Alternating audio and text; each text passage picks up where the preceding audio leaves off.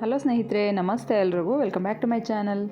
ನಾನಿವತ್ತು ಸೋಯಾಬೀನ್ನಿಂದ ಕಬಾಬನ್ನು ಮಾಡ್ತಾಯಿದ್ದೀನಿ. ತುಂಬಾ ರುಚಿಯಾಗಿರುತ್ತೆ. ಹೊಸ ರೆಸಿಪಿ, ನೀವು ಕೂಡ ಟ್ರೈ ಮಾಡಿ. ಬನ್ನಿ ನೋಡೋಣ ಅದನ್ನು ಹೇಗೆ ಮಾಡೋದು ಅಂತ. ನಾನಿಲ್ಲಿ ಒಂದು 100 ಗ್ರಾಮ್ ಆಗುವಷ್ಟು ಸೋಯಾಬೀನನ್ನು ತೊಗೊಂಡಿದ್ದೀನಿ. ನೋಡಿ, ಈ ಸೈಜಿಂದು. ಇದರಲ್ಲಿ ದಪ್ಪದು ಕೂಡ ಸಿಗುತ್ತೆ, ಚಿಕ್ಕದು ಕೂಡ ಸಿಗುತ್ತೆ. ಇದು ಮೀಡಿಯಮ್ ಸೈಜ್ನ ತೊಗೊಂಡಿದ್ದೀನಿ. ನಾನಿಲ್ಲಿ 1 ಲೀಟ್ರ್ ಆಗುವಷ್ಟು ನೀರನ್ನು ಚೆನ್ನಾಗಿ ಕಾಯಿಸ್ಕೊಂಡಿದ್ದೀನಿ. ಈ ಥರ ಕಾದಿರುವಂಥ ನೀರಿಗೆ ಇದನ್ನು ಹಾಕೋಬೇಕು, ಯಾಕಂದರೆ ಇದು ಗಟ್ಟಿ ಇರುತ್ತೆ. ಹಂಗಾಗಿ ಸ್ವಲ್ಪ ಸಾಫ್ಟ್ ಆಗಲಿ ಅಂತ ಬಿಸಿ ನೀರಿನಲ್ಲಿ ಹಾಕಿ ಇದಕ್ಕೆ ಒಂದು ಪ್ಲೇಟ್ನ ಕ್ಲೋಸ್ ಮಾಡಿ ಒಂದು 10 ನಿಮಿಷ ಹಾಗೆ ಬಿಡ್ತಾಯಿದ್ದೀನಿ. ನೋಡಿ, ಇವಾಗ 10 ನಿಮಿಷ ಆಗಿದೆ. ಇದು ಚೆನ್ನಾಗಿ ಬಿಸಿ ನೀರಿನಲ್ಲಿ ನೆಂದು ಡಬಲ್ ಸೈಜ್ ಆಗಿದೆ. ನೀರನ್ನೆಲ್ಲ ಹೀರ್ಕೊಂಡಿರುತ್ತೆ.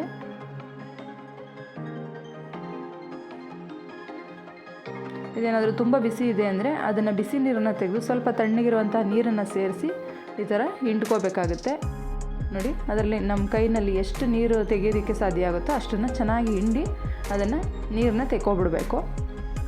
ತೆಗೆದು ನಾನಿಲ್ಲಿ ಸಪ್ರೇಟು ಅದನ್ನು ಒಂದು ಬಟ್ಲಲ್ಲಿ ತೆಗೆದಿಟ್ಕೋತಾ ಇದ್ದೀನಿ. ನೋಡಿ, ಈ ಥರ ಹಿಂಡಿದ್ರೆ ಸ್ವಲ್ಪ ನೀರು ಬರಬಾರ್ದು ಅದರಲ್ಲಿ. ಆ ಥರ ಚೆನ್ನಾಗಿ ಅದನ್ನ ನೀರನ್ನ ತೆಕ್ಕೋಬೇಕು. ಮತ್ತು ನಾನಿಲ್ಲಿ ಒಂದು ಮಿಕ್ಸಿಂಗ್ ಬೌಲನ್ನು ತೊಗೊಂಡಿದ್ದೀನಿ.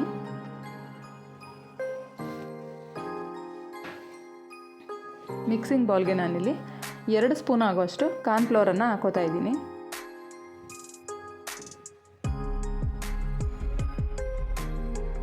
ಮತ್ತು 1 ಸ್ಪೂನ್ ಆಗುವಷ್ಟು ಶುಂಠಿ ಬೆಳ್ಳುಳ್ಳಿ ಪೇಸ್ಟನ್ನು ಹಾಕ್ಕೊಂಡಿದ್ದೀನಿ. ಮತ್ತು 1 ಸ್ಪೂನು ಗರಂ ಮಸಾಲೆ, 1 ಸ್ಪೂನ್ ಆಗುವಷ್ಟು ಚಿಲ್ಲಿ ಪೌಡರು. ಚಿಲ್ಲಿ ಪೌಡರ್ ನಿಮಗೆ ಖಾರ ಜಾಸ್ತಿ ಬೇಕಂದರೆ ಇನ್ನೊಂದು ಅರ್ಧ ಸ್ಪೂನನ್ನು ಸೇರಿಸ್ಕೋಬೋದು. ಮತ್ತು ನಾನಿಲ್ಲಿ ರೆಡಿಮೇಡು ಚಿಕನ್ ಮಸಾಲೆ ಬರುತ್ತಲ್ವ, ಚಿಕನ್ ಕಬಾಬ್ ಪೌಡರು, ಅದನ್ನು ತೊಗೊಂಡಿದ್ದೀನಿ. 1 ಪ್ಯಾಕೆಟು, ಒಂದು 10 ರೂಪಾಯಿದು 1 ಪ್ಯಾಕೆಟನ್ನು ಹಾಕೋತಾ ಇದ್ದೀನಿ.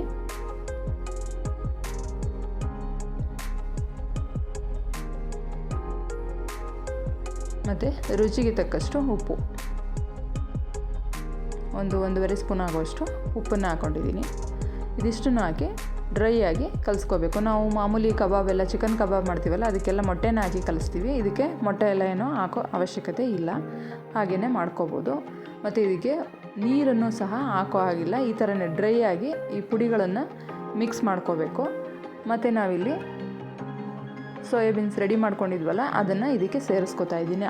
ಅದನ್ನು ನಾವು ಬಿಸಿ ನೀರಿನಲ್ಲಿ ಬೇಯಿಸ್ಕೊಂಡಿರೋದ್ರಿಂದ ಅದರಲ್ಲೇ ತೇವಾಂಶ ಇರುತ್ತೆ. ಅದೇ ಸಾಕಾಗುತ್ತೆ. ಇದಕ್ಕೆ ನೀರು ಮೊಟ್ಟೆ ಏನೂ ಹಾಕೋ ಹಾಗಿಲ್ಲ, ಹಾಗೆಯೇ ಕಲಿಸ್ಕೋಬೇಕು. ನೀರೇನಾದರೂ ಹಾಕ್ತಂದರೆ ತುಂಬ ತೆಳುವು ಆಗಿಬಿಡುತ್ತೆ. ಅದು ಇದೆಲ್ಲ ಗಟ್ಟಿಯಾಗಿ ಬರೋದಿಲ್ಲ. ಎಣ್ಣೆಗೆ ಹಾಕುವಾಗ ಮಸಾಲೆ ಎಲ್ಲ ಬಿಟ್ಕೊಬಿಡುತ್ತೆ ನೀರು ಹಾಕಿದ್ರೆ. ಹೀಗೇ ಡ್ರೈ ಆಗಿ ಕಲಿಸ್ಕೋಬೇಕು. ನೋಡಿ, ಯಾವುದೇ ಥರದ ಕಲರ್ ಏನು ಯೂಸ್ ಮಾಡಿಲ್ಲ ನಾನು. ಚಿಲ್ಲಿ ಪೌಡರ್ ಹಾಕಿದ್ವಲ್ವ, ಅದರಲ್ಲೇ ಇಷ್ಟು ಕಲರ್ ಬಂದಿದೆ. ಇದೇ ಸಾಕಾಗುತ್ತೆ. ಮತ್ತು ಒಂದಕ್ಕೊಂದು ಅಂಟ್ತಾ ಇಲ್ಲ. ನೋಡಿ, ಚೆನ್ನಾಗಿ ಉದುರುದ್ರಾಗಿ ಬಂದಿದೆ. ಇದು ಕಲಸಿದ್ದಾದಮೇಲೆ ನಾನಿಲ್ಲಿ ಇದನ್ನು ಕರಿಯೋದಕ್ಕೆ ಬಾಣಲಿನಲ್ಲಿ ಎಣ್ಣೆನೇ ಇಟ್ಕೊಂಡಿದ್ದೀನಿ. ಎಣ್ಣೆ ಕೂಡ ಬಿಸಿಯಾಗಿದೆ. ಎಣ್ಣೆ ಚೆನ್ನಾಗಿ ಕಾದಿರಬೇಕು. ಈ ಥರ ಉದುರುದ್ರಾಗಿ ಎಣ್ಣೆಗೆ ಎಷ್ಟು ಹಿಡಿಯುತ್ತೆ ನೋಡಿಕೊಂಡು ಅದನ್ನು ಸ್ವಲ್ಪನೇ ಹಾಕಿ ಬೇಯಿಸ್ಕೋಬೇಕು. ಚೆನ್ನಾಗಿ ಗರಿಗರಿಯಾಗಿ ಬರೋ ಥರ ಚೆನ್ನಾಗಿ ಇದನ್ನು ಬೇಯಿಸ್ಕೋಬೇಕು.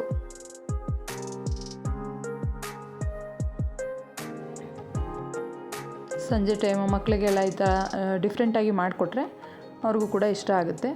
ನಾನ್ ವೆಜ್ ತಿನ್ನೋದಿಲ್ಲ ಅನ್ನೋಂಥವ್ರಿಗೂ ಸಹ ಈ ಥರ ವೆಜ್ಜಾಗಿ ಕಬಾಬನ್ನು ಮಾಡ್ಕೋಬೋದು. ತುಂಬ ಚೆನ್ನಾಗಿರುತ್ತೆ. ಊಟದ ಜೊತೆಗೆ ಸೈಡ್ ಡಿಶ್ ಆಗಿ ಕೂಡ ಚೆನ್ನಾಗಿರುತ್ತೆ.